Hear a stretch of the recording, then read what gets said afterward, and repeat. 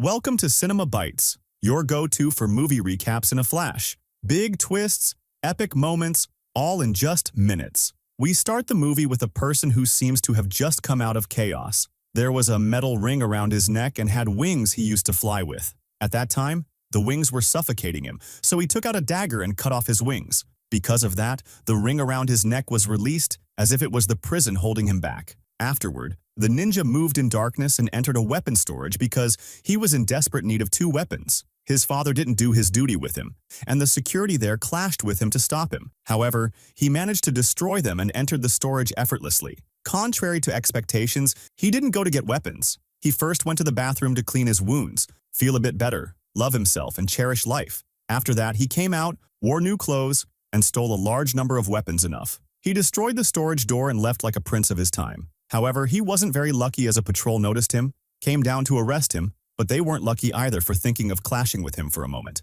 He succeeded in taking one of them hostage, and the second officer's body started convulsing, and his features changed as if another creature was living inside him, resembling a monster or demon. At that moment, he asks Michael, the ninja. The officer asked Michael to comply with all the required demands and execute them, or else he and the child would die. However, Michael was extraordinary. He didn't care about the monster's words. The officer shot at Michael and the hostage officer, killing the hostage officer. But Michael succeeded in killing the monster officer. Afterward, he takes the car, gets in with style, and drives off into the unknown. Michael was strange and had something incomprehensible about him, like a mysterious man with no clear identity. As he drove his car, all the lights and energy on the road would go out as soon as he passed by, as if his body was absorbing all the surrounding energy. We then move to another person named Jeb, who wakes up anxious and terrified from a nightmare he saw in his dream. This dream kept recurring, and he couldn't sleep because of it. He leaves his place to take a walk outside,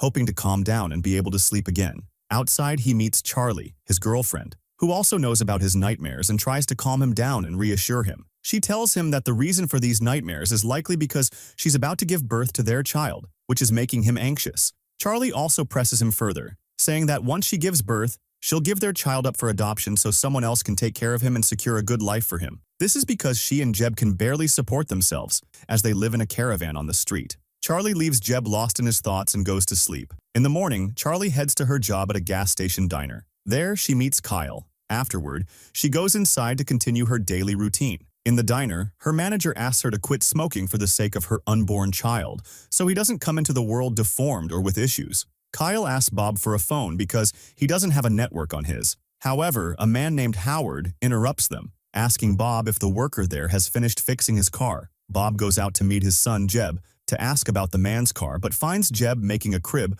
for Charlie's unborn child. Bob asks him to focus on his work and let go of other illusions because Charlie doesn't love him and will never think of loving him. They're only having a child together. But Jeb refuses his father's words and explains that he's been having strange nightmares, feeling that something bad will happen to them. He wants to secure their lives because ever since Charlie got pregnant, all his dreams about the coming child have been bad. While they were talking, they noticed a strong sandstorm approaching them. They quickly went inside the diner where all the signals in the area were cut off, including the TV and phones, even the landline Kyle tried to use. It was as if they were isolated from the whole world, unable to contact anyone. At that moment, an old strange woman entered the diner. When Charlie went to take her order, the old woman told Charlie that her child would burn in hell and die in torment. Charlie was upset by the woman's words, and Howard heard her talking. However, Howard couldn't tolerate the old woman's words as Charlie had had enough of them. He yelled at her with all his might, but suddenly the old woman attacked him, biting his neck with great force and tearing off a large part of it. The old woman turned out to be like a spider, climbing walls and standing on the ceiling as if she were a young person in her 20s. Not an old woman. Her features and teeth resembled those of a demon. The whole place went into chaos, and many people ran out of the diner to save themselves. Bob grabbed his rifle and tried to kill the old woman, but she jumped onto the wall, landed in front of him, and threw him to the ground with her strength. The rifle fell under Jeb's feet. Jeb picked it up and tried to shoot the old woman approaching him quickly, but his fear was greater, and he couldn't kill her. Suddenly, Kyle arrived and shot the old woman with his gun, saving the situation quickly. Sandra, Howard's wife, ran to check on him, terrified, but he was on the verge of death. They tried to stop the bleeding to no avail. They put him in the car to take him to the nearest hospital to save him, but the storm was approaching them at a high speed. A girl named Audrey informed them that what was coming wasn't a storm but a massive swarm of flying insects. The insects began entering their car, and they were terrified. They had to return to the diner, failing to get Howard to the hospital. When they entered the diner, the old woman was still there, and no one could bear to see her. They quickly took her outside and threw her into the desert for the insects to feast on her. At that moment, the ghost Michael arrived, driving a police car. However, Jeb noticed that the police car wasn't from their city, but from another city. They felt uneasy, not wanting to be deceived again like with the old woman. Immediately, Bob grabbed his rifle, pointed it at Michael, and demanded to see his teeth before shooting him to ensure he wasn't like the old woman. Michael shows them his teeth, and once they feel assured, Michael quickly grabs the rifle from Bobby to carry out what's next. At that moment, he informs them that many similar to the old woman are approaching them. He distributes a large number of weapons to them, and they enter the restaurant, securing it well from the inside and outside before the attack begins. The electricity goes out in the entire place, turning daylight into darkness, leaving no energy in the area. A car approaches them, and they climb to the restaurant's roof to prepare for any confrontation. From the car emerges one of the creatures, similar to the old woman, approaching them quickly, moving on its hands and feet.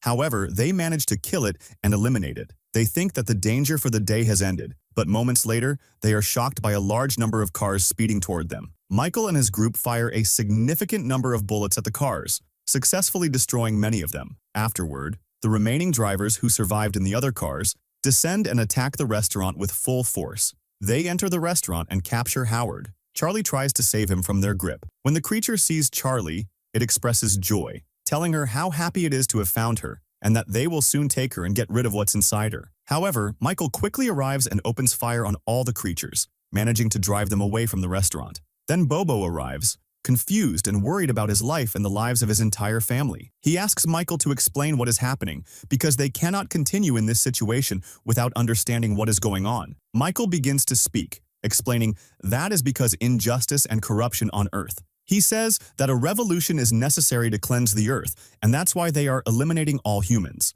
He reveals that they specifically want to kill Charlie and her son, because Charlie's son is humanity's only hope for survival and escaping the evil that is about to reach them. He states that he is there to protect humanity, especially Charlie's son, until he arrives safely. The primary goal of all the creatures is to kill the child to eliminate humanity, and bring it to an end. The attack they experienced was a test of their strength and endurance, but the second attack will be harder because it will test their weaknesses. At that time, the creatures will focus all their attacks on each person's weak points to eliminate them. With each new phase, things will become much worse and more challenging than the previous one. Everyone was shocked and didn't know what to say, especially Charlie, who was extremely scared for her son and couldn't understand why her son, in particular, was the target. Michael explained to them that there was no time for hesitation. He assigned each of them specific positions in the restaurant to secure it against any unexpected attacks or creatures. Everyone was terrified, trying to protect themselves. While Michael was with Gabe, Gabe asked him why all of this was happening and why he specifically came to protect them. Michael explained that he decided to protect those who truly deserve it. Without considering anything about them, he came to protect Jebby himself. At this point, Michael asked Jebby to take care of himself, focus, and stay alert because the second attack was near, and they needed to prepare in the best way to protect their lives, especially the life of Charlie's son. The next morning, Sandy wakes up. Howard woke up to a sound resembling her husband's voice, calling out to her and seeking her help. Without warning, Sandra got up and followed the voice, hoping to find her husband alive and well. She weakened and opened the door, stepping out of the restaurant. The moment she stepped outside, she screamed when she saw her husband tied to a wooden post in front of the restaurant, pleading for her to save and untie him. However, her husband's body looked very strange, with pulsating bubbles that were bursting. As Sandra ran towards her husband, Percy quickly grabbed her and tried to run back with her to the restaurant. But Howard's body released strange water due to the bursting bubbles, and Percy quickly wrapped Sandra to shield her, taking all the water onto his back. He managed to get Sandra back inside the restaurant, but Percy collapsed, and the strange water that had come from Howard's body had burned his entire back, melting his bones to the point where his thin nerve threads were visible. Percy died at that moment. Bob was shocked by what had happened and blamed himself entirely, unable to forgive himself for falling asleep during his watch over the restaurant. He hadn't noticed Howard outside or Sandra leaving to save him. They collectively decided to tie Sandra to a chair to prevent her from moving again and causing more problems. Her daughter, Audrey, sat beside her to console her, but Sandra blamed herself for everything. She felt responsible for them leaving the house and coming to the restaurant. Audrey, frustrated with her mother, went to the radio, trying to pick up any signal to contact someone or find other survivors who might help. At that moment, they heard an announcement spreading across all radio stations that the monsters had spread throughout the country. Many people had died, chaos was everywhere, and the army and police were trying to eliminate the monsters and secure the area. However, the situation was difficult for everyone. They urged people to stay in their homes and avoid locations heavily infested with monsters. They then noticed a car approaching the restaurant. A frightened man got out, trying to fill his car with gas while his son remained inside the vehicle. Meanwhile, Kyle was securing the restaurant's roof, and suddenly, the electricity in the area came back on. Kyle realized that the monsters had restored the electricity to lure people on the road to the gas station and trap them. The monsters attacked the car, killing the father and taking the child. Kyle, unable to stand by and watch, decided to intervene. He went down and managed to kill several monsters, reaching the child and taking him, but by then, the child had also turned into a monster. It was a trap, preying on their weaknesses. Kyle was killed in the process. Audrey witnessed the entire scene and couldn't stand still. She left the restaurant to save Kyle but was surrounded by monsters. She quickly got into the car to protect herself. Everyone in the restaurant saw what had happened but couldn't move or do anything because of the monsters outside. Michael was the only one capable of acting, but his primary mission was to protect Charlie's son. He refused to leave, determined to protect him from any ambush. Charlie, however, threatened Michael, saying that if he didn't go out and save Audrey, she would go herself, even if it meant her death. Audrey was still young, and Charlie couldn't sacrifice her for her unborn son. Michael decided to go out to prevent Charlie from doing anything reckless. He armed himself and went out, killing all the monsters surrounding the car. The car caught fire during the chaos, but Michael managed to enter the flames without any harm, rescuing Audrey and bringing her back to the restaurant. However, Michael's fears came true when the child-turned monster managed to sneak into the restaurant unnoticed. Armed with a knife, he attacked Charlie, inflicting a deep wound on her abdomen. Michael quickly intervened, injuring the child and rushing to protect Charlie. The child tried to attack Bob, but Jebby grabbed a gun and killed the child. The bigger problem, however, was Charlie's severe injury, which threatened her unborn son's life. Michael and Audrey worked to deliver Charlie's baby safely. The child was born prematurely, and the moment he was born, all the creatures and monsters surrounding the restaurant let out a loud scream. The birth of the child signified their demise and the protection of humanity. Michael reassured them that the monsters could no longer approach the child because the situation had escalated beyond their control. However, the real threat now was Gabriel, who had been assigned to kill the child. Gabriel's mission was to do what Michael had refused to do. Michael explained to Charlie and the others that they needed to leave the restaurant as quickly as possible. Suddenly, Sandra took the child, threatening to hand him over to the monsters so they could take what they came for, allowing her and her daughter to live in peace. She justified her actions by claiming that Charlie didn't want the child and had planned to give him up for adoption. A strong light appeared from the back door of the restaurant, where Sandra was standing. Before the door could fully open, Michael managed to kill Sandra. Jebby quickly grabbed the child,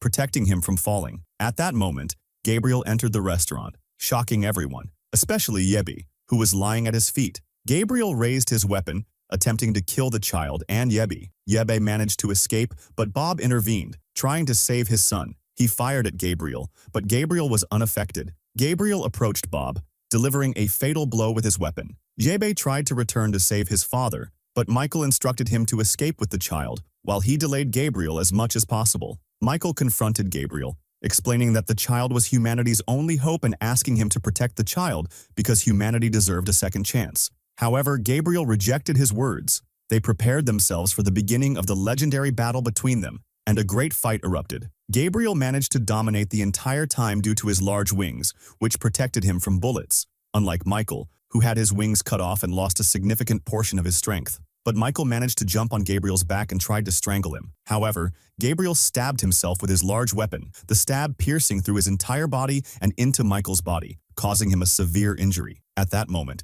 Gabriel cried for his friend Michael, who had been his loyal companion throughout his life. Before dying, Michael told him, "I wished you would live as one of your own, but unfortunately, you will die as one of them." Michael dies then. Gabriel was about to leave the restaurant, but Bob was still alive on the ground. He had cut the gas pipes of the stove and said to Gabriel, "There is no escape from here," lighting his lighter. The entire place exploded, killing them along with the monsters surrounding the restaurant from the outside. At that moment, Jebby took Charlie, Audrey, and their child, trying to escape with them in the car. Something strange happened. The markings that used to appear on Michael's body suddenly appeared all at once on Jebby's body. Gabriel then reaches them again, still alive, having managed to escape the restaurant before it exploded. He joins them with violence, destroying their car and flipping it over on the road. At that moment, Charlie managed to get the baby out safely. She went to Jebby, woke him up, and took him from the car to escape. She informed him that Audrey had died in the accident. The three of them tried to escape quickly and hide in any shelter. However, Gabriel reached them, struck Jebby forcefully, and attempted to kill the baby. Just before he could finish, struck Jebba forcefully and attempted to kill the baby. Just before he could finish Jebby off and kill him, Michael suddenly arrived with new wings. He leaped with all his strength onto Gabriel, saving Jebba. At that moment, Michael informed Jebby that they were supposed to be the new hope for humanity, to live through them and achieve everything they had wished for, not to try to kill and seek revenge against them. Gabriel stopped, realizing he had lost the battle. He left them and walked away. Jebby thanked Gabriel for saving him and his family. Michael told him that he was now the new guardian and protector of Charlie and her son. He left them and walked away. Jebby lived with Charlie and their son, who grew up. They managed to survive and spent the rest of their lives in peace and happiness after succeeding in taking a second chance to enjoy life once again. And the movie ends here. If you liked the video, subscribe to the channel and activate the notification button so you never miss an updates.